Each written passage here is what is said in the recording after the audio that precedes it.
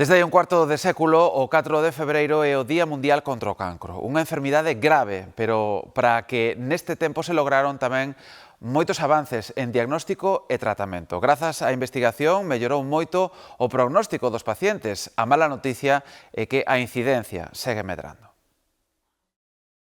O cancro de próstata en homes e o de mama en mulleres son os máis frecuentes en Galicia, pero medra a incidencia en todos e ten que ver co envellecemento, co estilo de vida, factores ambientais e hábitos, cun que destaca sobre os outros, o tabaco.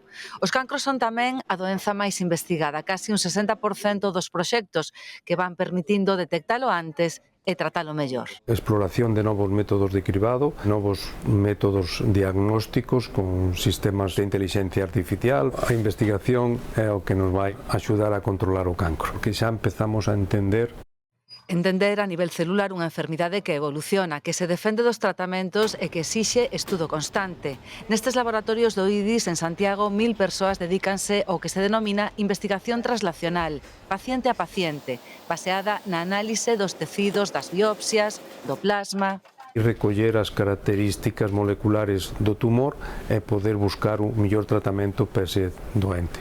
Súmanse novas técnicas cirúrxicas e tamén grandes avances farmacolóxicos como inmunoterapia ou os anticorpos conxugados que permiten maior precisión e menos toxicidade.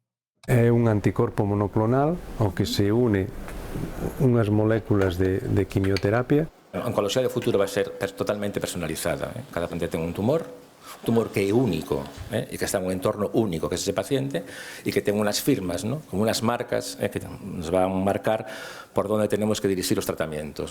Inmunoterapia personalizada. As CAR-T aplícanse hoxe a 107 pacientes e axiña se van fabricar neste centro de terapias avanzadas para cánceres de sangue e tumores sólidos como os pancreáticos, que melloran a resposta ata o 80%. Para 2026 está previsto tamén o centro de protonterapia que converterá Santiago en fabricante para a zona noroeste con máis posibilidades para a abordaxe, por exemplo, dos cancros infantís.